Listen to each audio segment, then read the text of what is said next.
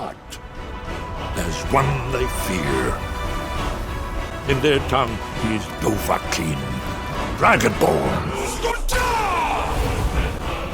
Music and the whole packaging of a game can sometimes be the difference between a masterpiece and something that you just enjoy. And I think video games typically are comprised of 3 critical quadrants. You've got the story, the gameplay, and the music. And to be clear, the story isn't necessarily narrative, it can be emergent, or it can be narrative-based. But I think those 3 form the key quadrants of storytelling. But that's, of course, only 3 things. I think the 4th part of the quadrant is how well these integrate. So think something like Journey, think the first Uncharted game, think The Witcher 3. All of these titles are classics because they don't just have all 3 things complement each other. They have that 4th key component, which is integration. And of course for me, the game at the top of my list, my favorite game of all time, is Skyrim. I've always loved Bethesda games.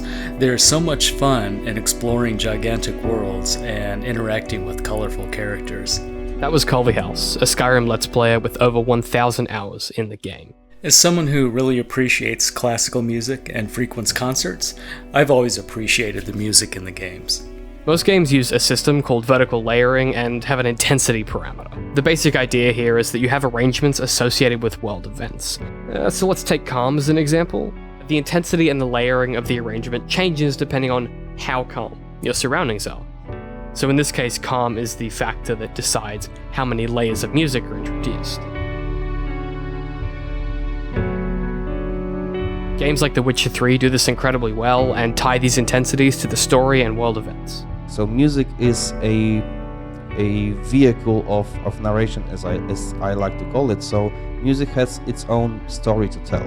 This means that the music is effectively tailored to the gameplay elements, which is good, but it does reduce from the entropy of the music. Just, create this like a soundscape feeling to your travels. Free roam will always be the lowest underscore, and progressing in quests introduces new layers, as does dialogue or significant particular events. The random moments in the game are often the best, I think. When the music swells as you crest a mountain to look over upon a vista, or maybe your attention is drawn to a beautiful stream that weaves beside the road. Bethesda love letting us experience these unscripted moments. These cues of music that aren't planned draw your attention to random locations, random items, and sometimes nothing in particular.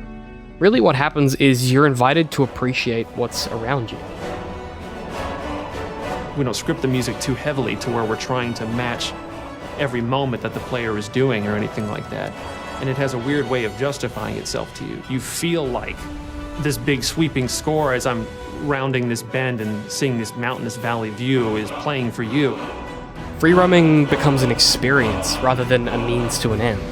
You start to learn shortcuts and back paths, and the more you play the game, the more you start to feel a real sense of place. You actually remember locations. There's so much nostalgia for Bethesda games because of the worlds.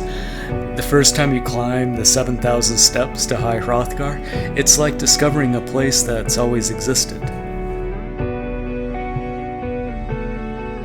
Now, the random music does have its downsides, of course. The combat music in Skyrim was particularly temperamental, and Fallout 3 had sections of sewers where the intensity never really matched the space. But I think it's worth the flaws.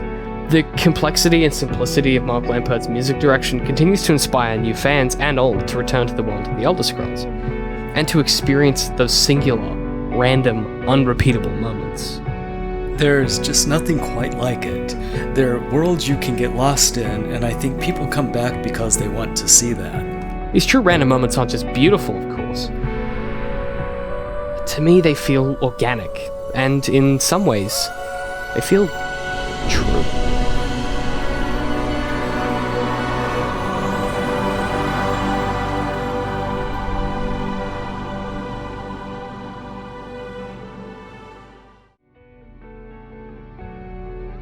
Hey guys, thanks for watching this episode, I really appreciate it.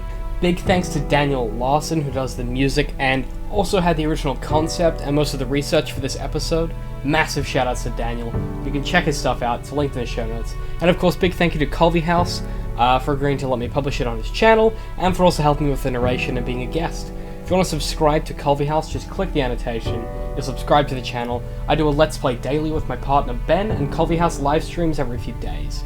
Big thanks for listening, for watching. If you want to see more of this on the Culveyhouse channel, just go ahead, leave a like, leave a comment. Let us know what you think of the music in Skyrim and Skyrim in general. I know there's been some kind of contentious opinions about Special Edition, but I'm loving it. So let us know what you think. Thanks again for watching, and I'll see you guys soon.